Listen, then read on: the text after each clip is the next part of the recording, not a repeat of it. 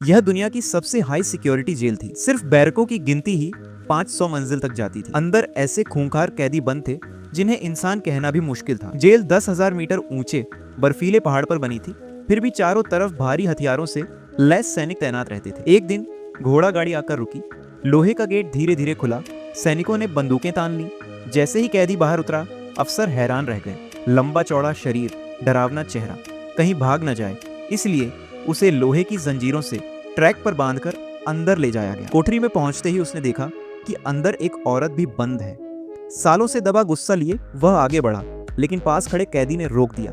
यहाँ की औरतों से पंगा मत लेना, उसने बात अनसुनी कर दी। अगले ही पल उस औरत ने असली रूप दिखाया और कुछ ही सेकंड में उसे बेहोश कर दिया। इसी जेल में कभी चोरी के आरोप में बंद हुआ था अर्जुन। सालों पहले वह अपने साथियों के साथ राजकोष में बड़ी चोरी करने घुसा था। वहां उसे एक जादुई शिला मिली। कहा जाता था कि इसे लेकर वह अपनी मरी हुई पत्नी को जिंदा कर सकता है, लेकिन शिला के पीछे 2 नैनोमीटर पतली तार जुड़ी थी। जैसे ही उसने तोड़ी, अलार्म बज उठा और पहरेदार टूट पड़े। तभी मीरा ने अपनी टाइम स्टॉप शक्ति का इस्तेमाल किया। पल भर में सारे गार्ड जड़ हो गए, मगर पीछे रह गया कर्ण भी उसी जादू में फंस गया। वक्त कम था, सबको उसे छोड़कर भागना पड़ा। अर्जुन फिसलकर गिर पड़ा, लेकिन जड़ होने से पहले शिला अपने साथी को फेंकने में कामयाब रहा। घर लौटने पर उसे पता चला कि उसकी बेटी गायब है।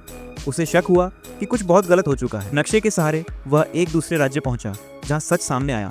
मीरा ने ही धोखा दिया था। उसने जादू से दोनों को जकड़ लिया। फांसी से ठीक पहले अर्जुन ने उसे बातों में उलझाया और पलटवार कर दिया। दोनों ने मिलकर सैनिकों को हराया और किले से भाग निकले। मीरा को हराने के लिए उन्होंने पुराने साथी कबीर और रूप बदलने में माहिर एक लड़की तारा को साथ लिया। तारा मक्खी बनकर किले में घुसी, लेकिन मीरा को शक हो गया।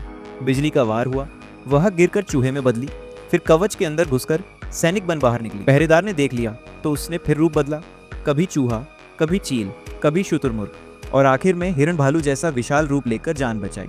वह अर्जुन तक पहुंची और खबर दी, जादुई शिला खजाने की तिजोरी में है, मगर उसे खोलना आसान नहीं।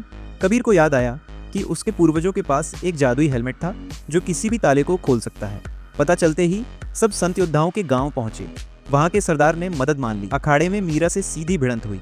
शुरुआत में सब उस पर भारी नहीं पड़ सके, लेकिन मिलकर हमला किया तो बाजी पलट गई। तारा ने ध्रुवीय भालू का रूप लेकर मीरा को जकड़ लिया। आखिरकार उसे हरा दिया गया। अर्जुन ने तिजोरी खोलकर शिला निकाल ली, मगर कर्ण लड़ाई में बुरी तरह घायल था। पत्नी को जिंदा करने का सपना उसके सामने था, फिर भी उसने शिला का इस्तेमाल कर्ण को बचाने में किया। मंत्र पूरा हुआ और वह फिर से जीवित हो उठा।